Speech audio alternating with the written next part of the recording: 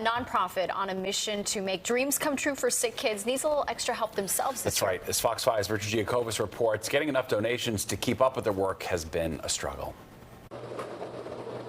There are still more than 1,000 boxes of chocolate chip cookies riding the conveyor belt at the Baking Memories for Kids headquarters in Rockland County.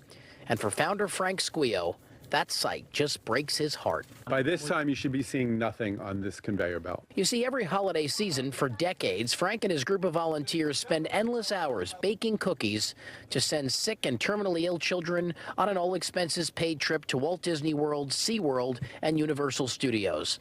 But Frank doesn't pay for commercials or ads. He just tries to get the word out however he can.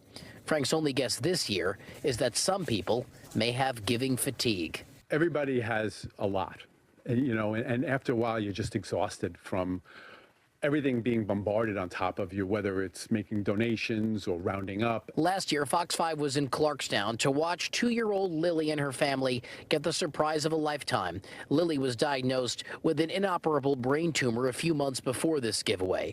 But that trip was funded because of cookie sales. And with boxes of them still sitting in the packing room, with faces of sick children behind them, those dedicated volunteers are losing hope that they'll have to turn families away. It's emotional.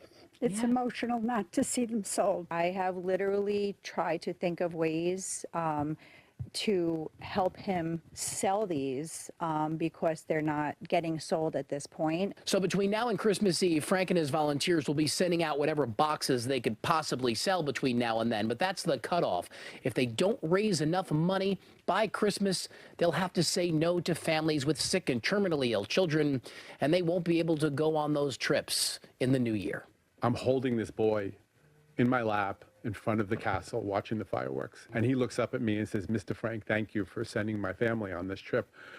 And hours before that, I'm watching him run to the Dumbo ride with his hands up in the air, knowing he has stage 4 cancer, brain cancer.